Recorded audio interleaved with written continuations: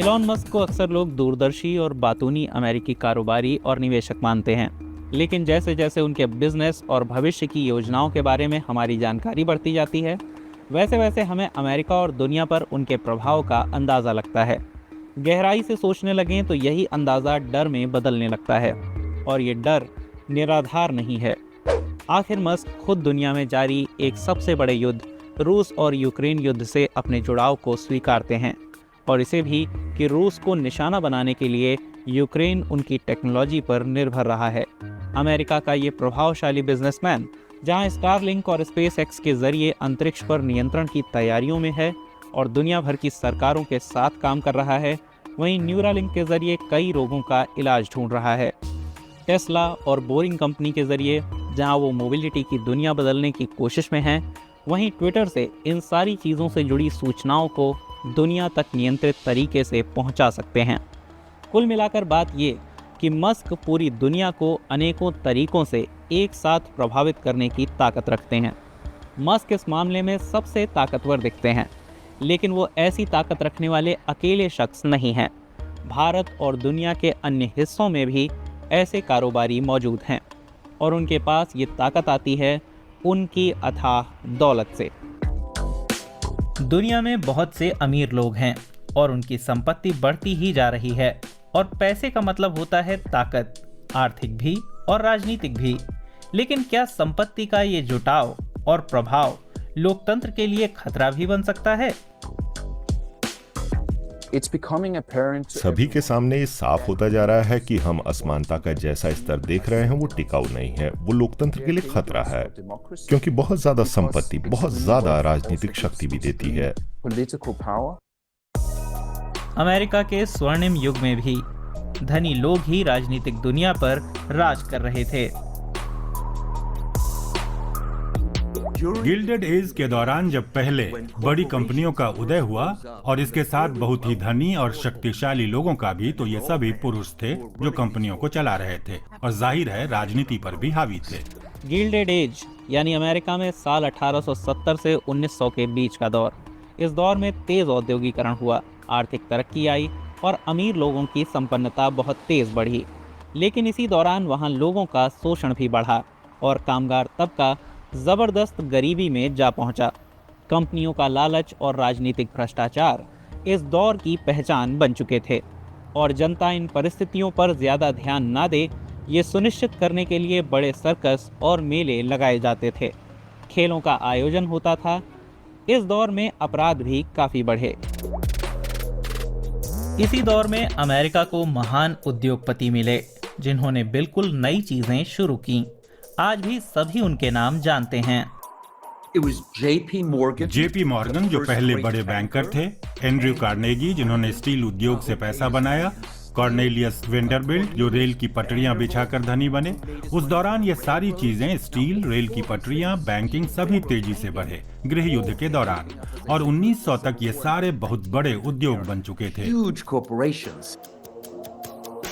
इन उद्योगपतियों ने सिर्फ उद्योग नहीं खड़े किए, बल्कि ऐसा औद्योगिक साम्राज्य बनाया जिसका अमेरिकी अर्थव्यवस्था पर जबरदस्त प्रभाव रहा। लेकिन इन चुनिंदा लोगों ने राजनीति को भी प्रभावित किया और कानूनों को भी। 1929 में जब अमेरिका में स्टॉक मार्केट ढहा, सरकार के हाथ में कुछ भी नहीं था। तभी 6 आदमी साथ आए और बोले, हम देश को बचाएंगे। और उनकी ताकत, प्रभाव और धन इतना ज्यादा था कि माना गया कि ये लोग यानी मॉर्गन, कार्नेगी और वेंडरबिल्ट वो वाकई देश को बचा सकते हैं, अगर कोई बचा सकता हो तो। लेकिन उन्हें कामयाबी नहीं मिली।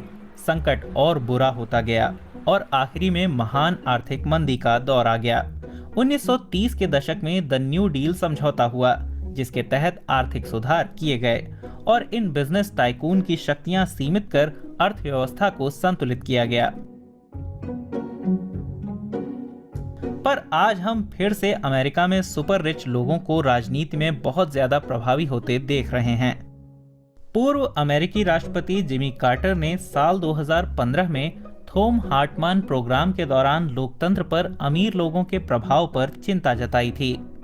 ये बात उस भावना का उल्लंघन करती है जिसने राजनीतिक व्यवस्था में अमेरिका को महान देश बनाया। इससे राष्ट्रपति या चुने हुए राष्ट्रपति के पद का अर्थ सिर्फ असीमित राजनीतिक घूस वाली ओलिगार्की जैसा रह जाता है। पिछले चुनाव के दौरान हमने साल 2020 में ही 14.4 अरब डॉलर खर्च किए थे और इसका आधे से ज्यादा हिस्सा रईस लोगों की ओर से आया था। पर आज की डिजिटल और ग्लोबल दुनिया में अमीर लोगों की ताकत पार्टियों को आर्थिक चंदे देकर प्रभावित करने से कहीं आगे जा चुकी है। और मुझे लगता है कि सबसे प्रभावी उदाहरण तब देखे जा सकते हैं जब अमीर मीडिया प्लेटफॉर्म पर कब्जा करते हैं। ऐसे स्थापित मीडिया प्लेटफॉर्म्स पर जिनके पास पहले से बड़ी संख्या में दर्शक हैं, ये उन्हें अपनी ताकत बढ़ाने का एक अतिरिक्त जरिया देता है। भारत में भी बड़े बड़े उद्योगपतियों का समाचार चैनलों को खरीद लेना इसी चलन का हिस्सा है। हालांकि दुनिया में इस तरह प्रभाव बनाने की दौड़ अखबारों और समाचार चैनलों को खरीदने से भी आगे निकल चुकी है। अब अमीर लोग सोशल मीडिया पर नजरें गड़ाए हुए हैं। एलॉन मस्क ने 2022 में करीब 44 अरब डॉलर में ट्विटर को खरीदा। उसी साल उन्होंने कई ऐसे पत्रकारों के अकाउंट्स भी ब्लॉक कर दिए जिन्होंने उनके खिलाफ लिखा था।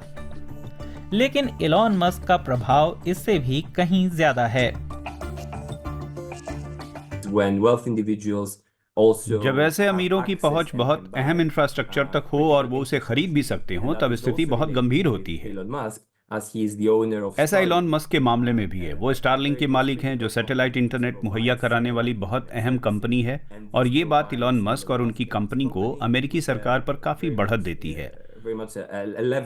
और हमने देखा है कि एलॉन मस्क कैसे वाकई यूक्रेन के अहम हिस्सों में स्टारलिंक की सेवाएं बंद कर इसका फायदा उठाने की मंशा दिखाते रहे हैं। एलॉन मस्क इन रणनीतियों के चलते अब वैश्विक भू राजनीति में काफी प्रभावी हैं, क्योंकि आज के डिजिटल युग में अगर स्टारलिंक को बंद कर दिया जाए तो यूक्रेन की रक्षा करना बहुत ही मुश्किल हो जाएगा।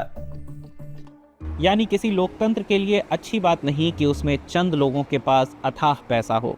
अगर ऐसा हुआ तो ऐसे लोग सरकार को परोक्ष तरीके से चलाने की कोशिश करेंगे।